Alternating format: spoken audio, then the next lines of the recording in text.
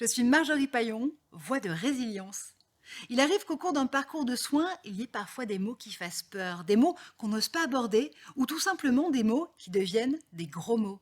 Résilience prend le temps de les explorer pour vous et de les démystifier.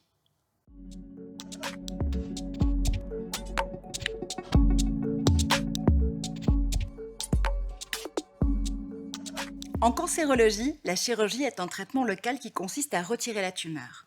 Si indiquée, elle peut aussi concerner une partie des tissus sains qui l'entourent.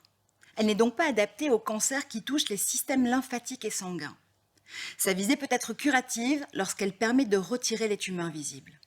Dans ce cas, il est fréquent que le chirurgien ou la chirurgienne réalise l'ablation de certains ganglions et vaisseaux lymphatiques voisins.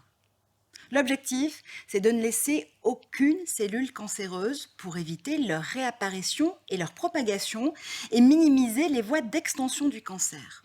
La chirurgie peut également être réalisée à visée diagnostique, à travers une biopsie.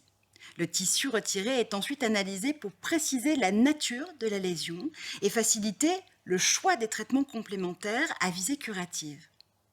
Elle peut aussi être palliative pour soulager la douleur liée à la taille de la tumeur, pour faciliter le fonctionnement de l'organe atteint.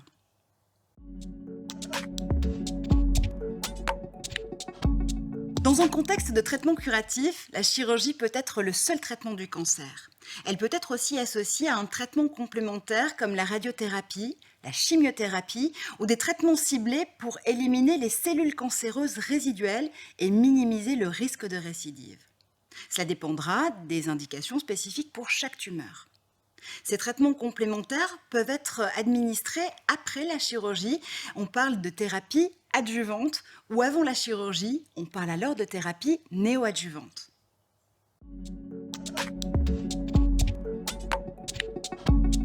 Selon le type d'intervention et l'état de santé général, l'intervention aura lieu sous anesthésie locale, régionale ou générale.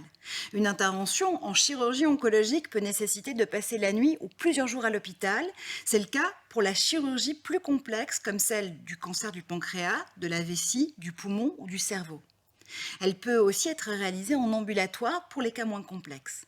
Dans ce cas, le patient ou la patiente arrive le matin de l'opération et repart le jour même.